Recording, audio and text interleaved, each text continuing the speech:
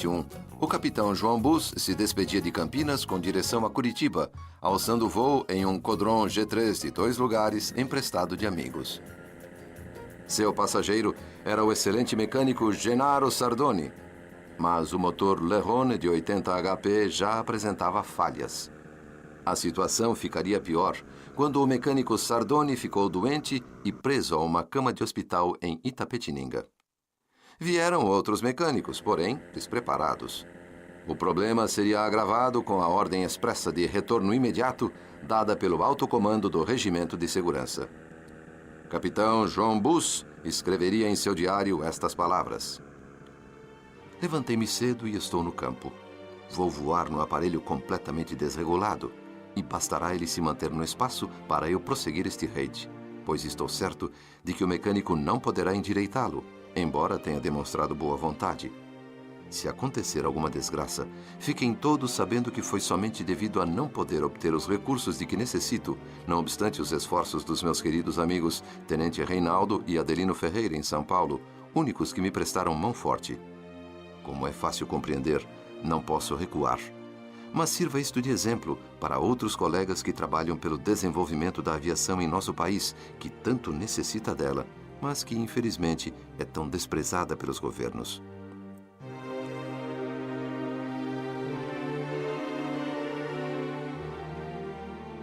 Os sacrifícios dos aviadores não seriam em vão.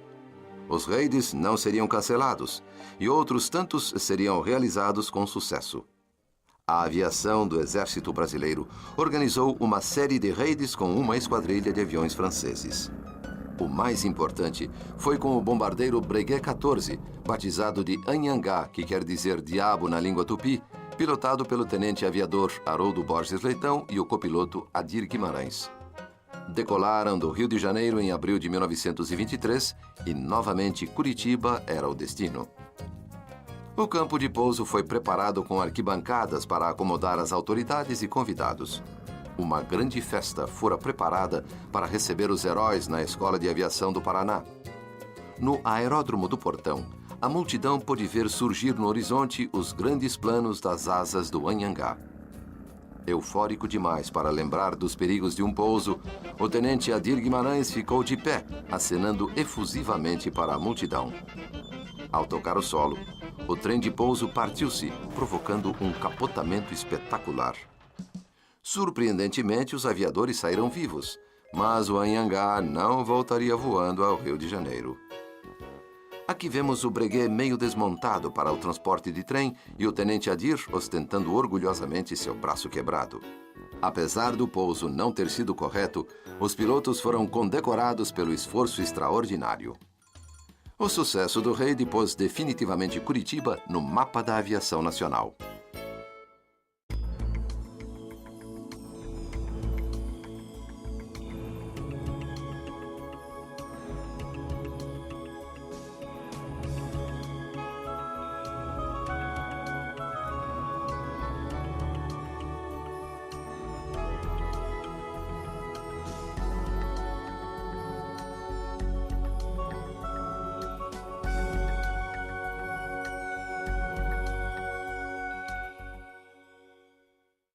Ao eclodir a Revolução de 1930, a aviação já não era uma dúvida e já estava completamente integrada à vida civil e às estratégias militares.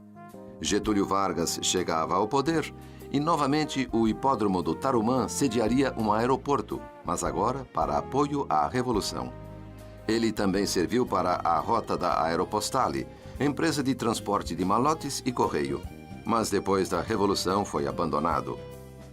O Aeroclube do Paraná, há muito desativado, receberia um novo fôlego 2 anos depois, logo após a Revolução Constitucionalista.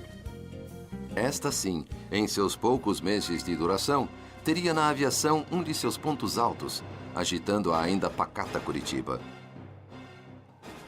A mesma comissão que organizara o aeródromo em 1930 conseguiria desta vez fundar definitivamente o Aeroclube do Paraná. No início, as atividades do Aeroclube incluíam voos de planadores e aeromodelismo.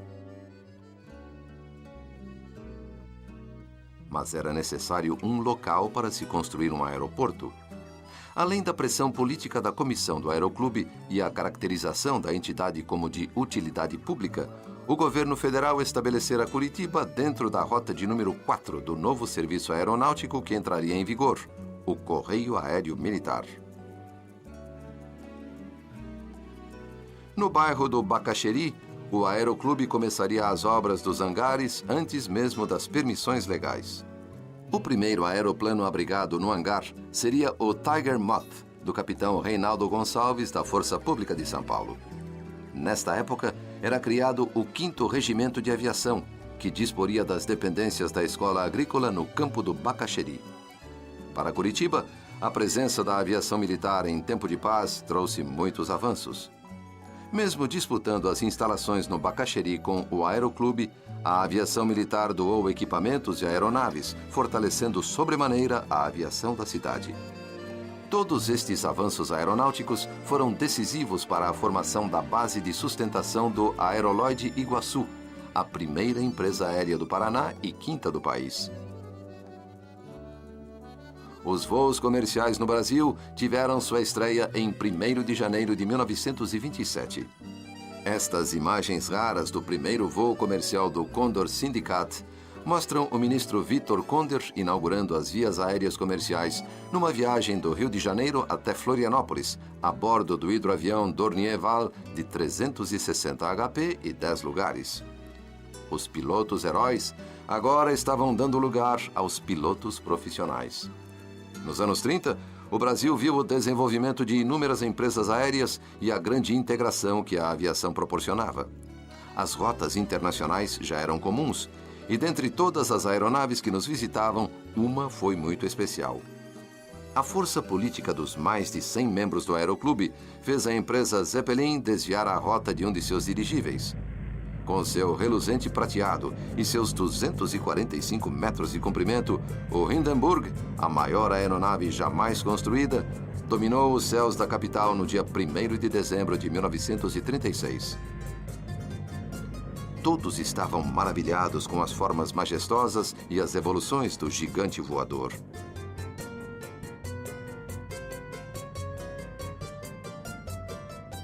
Contudo, ninguém percebeu o símbolo do terror que ameaçaria o mundo nos próximos anos.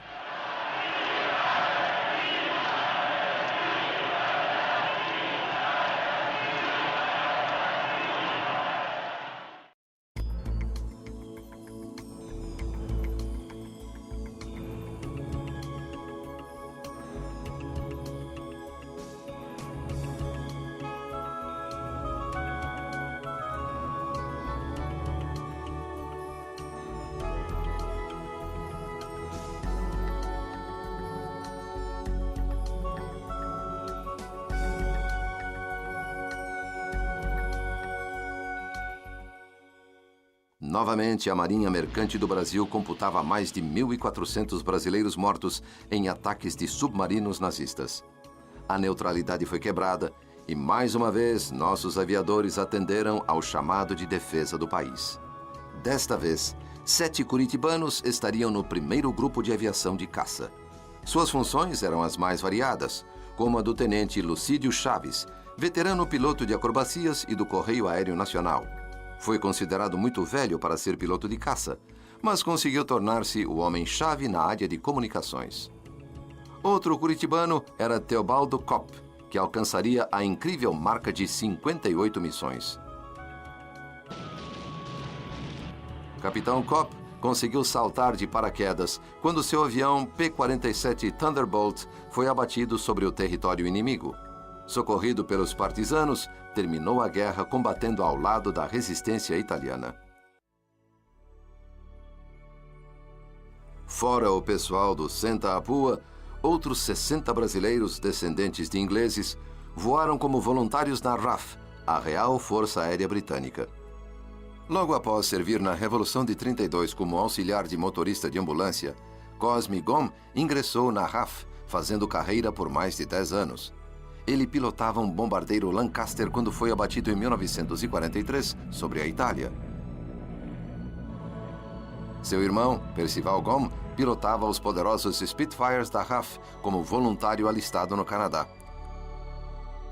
Outro filho de ingleses e vizinho da família Gomm era Frederick Tate. Assim como Percival, Frederick combateu os nazistas a bordo de Spitfires. Percival e Frederick voltariam ao Brasil e constituiriam suas famílias em Curitiba. As pesquisas ainda são escassas sobre os pilotos brasileiros que voaram pelo eixo. Mas temos o nome de Egon Albrecht. Ele teria se alistado na Luftwaffe ainda em 1937. Quase no final da guerra, em 1944, ele teria sido abatido nos céus da França, combatendo na sangrenta invasão da Normandia. Aqui vemos as imagens do teste do motor Brasil, projetado e construído em Curitiba pelo tenente Dario Cavalcanti. Driblando as dificuldades de se obter uma aeronave nova, Vicente Volsky construiu um avião com peças usadas. Mas foi o apelido de seu avião que ficou famoso, o Teco-Teco, um termo que virou sinônimo de avião pequeno no Brasil. Aqui vemos a praia de Caiobá nos anos 40. Winston Gomm, irmão de Cosme e Percival Gomm, diverte-se com a família Castilho em seu Avro Tutor antes de voltar a Curitiba. A maturidade chegara definitivamente à aeronáutica. Com o desenvolvimento dos novos aviões e o estabelecimento dos voos comerciais, toda a era romântica da aviação tornara-se história.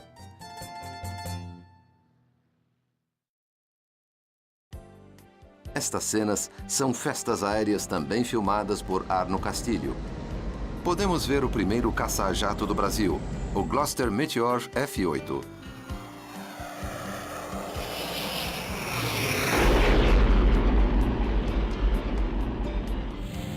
Um albatroz anfíbio do grupamento Pelicano de resgate e salvamento.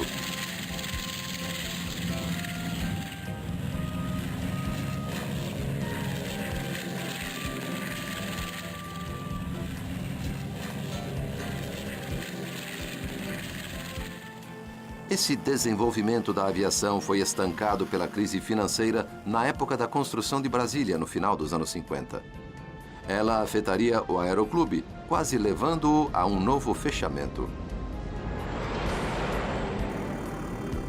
A solução para os problemas financeiros do Aeroclube surgiu na Operação Paranapanema.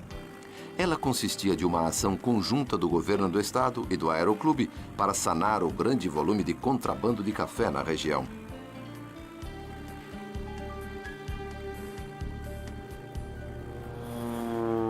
Os aviadores vistoriavam a região e, quando avistavam um transporte suspeito, lançavam pequenas mensagens ao pessoal de terra, que agia prontamente. Foi uma das mais expressivas ações da polícia e do governo, graças aos aviadores. Nessa operação, foi usado pela primeira vez um helicóptero. Pelos esforços na operação, o Aeroclube recebeu uma recompensa que ajudou a equilibrar suas despesas, além do fato de receber honrarias e homenagens do governo pelos atos heróicos dos pilotos. O Aeroclube do Paraná formou várias gerações de pilotos, contribuindo e mantendo a aviação como algo essencial e importante para todas as pessoas. A revoada das velhas águias fica como uma lembrança dos intrépidos pilotos e de seus feitos heróicos, para que as novas gerações possam entender o que foram e o que são as asas de Curitiba.